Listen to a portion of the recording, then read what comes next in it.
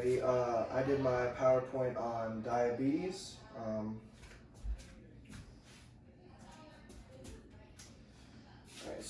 What is diabetes? Diabetes is a chronic condition that affects how somebody's body turns food into energy. Turning glucose into cellular energy is a critical process of the human body. When one has diabetes, it greatly impacts their way of life as they cannot do this the proper way. Diabetes is when your body doesn't make enough insulin or use that insulin that your body produces, which in turn causes blood sugar to rise. This rise in blood sugar can cause lifelong complications such as heart disease, vision loss, and kidney disease. There are medications you can take to reduce the complications diabetes causes, but there is no cure.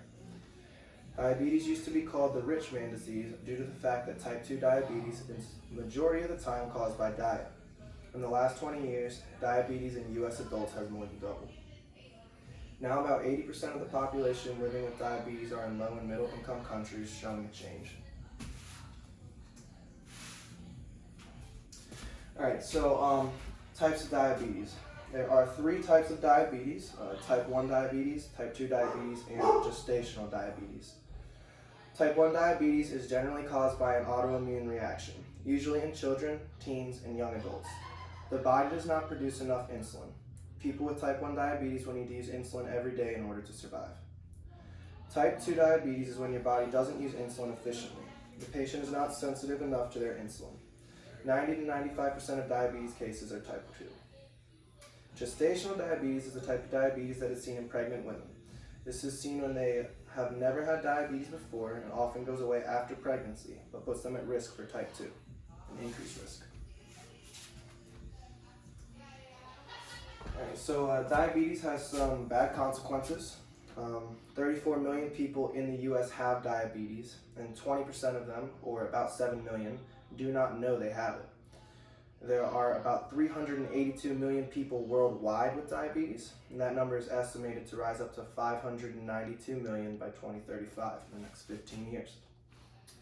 Over 88 million, which is over 1/3 of the adult population within the United States, have prediabetes, which is a condition where blood sugar levels are higher than normal, but they're not high enough to be classified for type 2 diagnosis.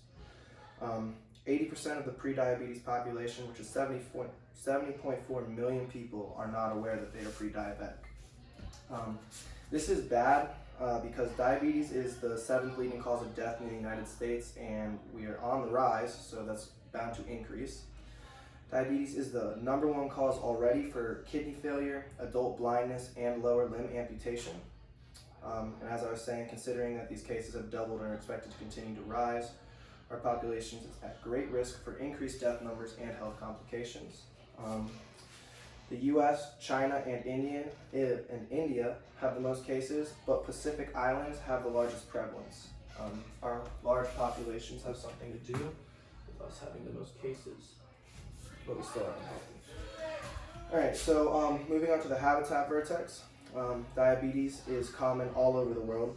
As the global economy has risen and countries have become bigger, it has become more prevalent.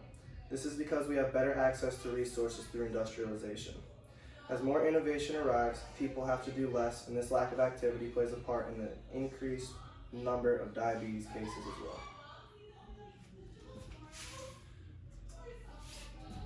So looking deeper into the habitat vertex, as stated before, diabetes is most common in China, India, and the United States.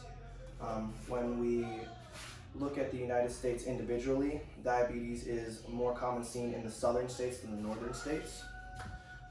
37.5% of the population of Tokelau, located northeast of Fiji, has diabetes, so an incredible number right there, very high.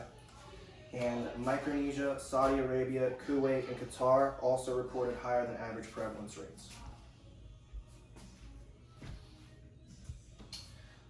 In this chart here, you can see we have the Middle East with Saudi Arabia, Kuwait, and Qatar at 24, 23, and 23% prevalence respectively. Then we also have the Western Pacific Islands. We already mentioned Tokelau, but we also have the Federated States of Micronesia, the Marshall Islands, Kiribati, Nauru, Vanuatu, and the Cook Islands with their respective rates, all very large. All right, so my article I did for the population vertex was projecting the future diabetes population size and related costs for the United States. This article used a Markov model that simulated movement across BMI categories, the incidence of diabetes and screening, and the natural history of diabetes and its complications across the next 25 years. There were two defined cohorts, the prevalent cohort and the incident cohort, so what was new coming in and what was already there. So after defining the cohorts, simulations were run to figure out the increased cost that will be associated with the growing rate of diabetes. This took two main considerations into account. The first one was that diabetes population is constantly changing over time, and that the costs associated with diabetes tend to follow a natural progression over time. Explicit models were developed to address the dynamic nature of cost accumulation. In my chart here, it shows how they were doing that. So you take the costs and you kind of have to like add them together as, you know, more people, there's incidence and then a higher prevalence because of the incidence that happens.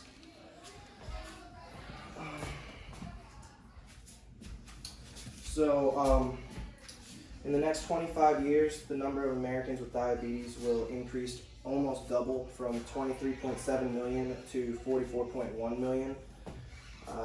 This is being seen on this chart right here with predictions as we go forward. And annual diabetes spending is expected to increase almost 3 times from 113 billion to 336 billion dollars. This was with the 2007 inflation rate or value of the dollar. All right, so onto the behavior vertex. I chose the article Diabetes and Urbanization in the Omani Population, an analysis of national survey data. It's by Al Musa. This analyzed whether urbanization increases diabetes risk factors, and it had more defined urban and rural populations than previous studies that indicated there wasn't that large of a difference. It was a cross-sectional study of 7,179 people that were at least 20 years old.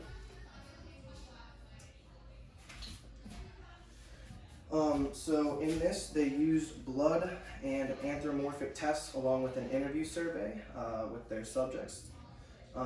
They used multiple logistic analysis, then analyzed the factors associated with diabetes.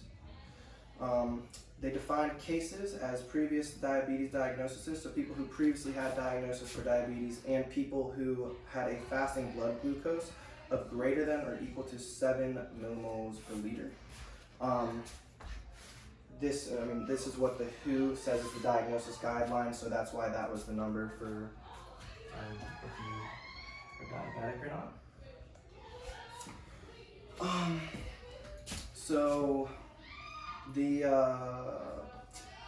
study found that prevalence was higher in the capital, Muscat, at 17.7% compared to the 10.5% in rural areas. Urban residence was associated with diabetes with an odds ratio of 1.7.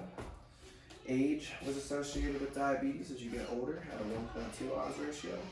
Obesity was associated with diabetes at a 1.8 odds ratio. And higher education was associated with less likelihood of diabetes, so it's preventative in rural areas at a 0.6 odds ratio. Right here, we have all of that laid out as well as the systolic blood pressure.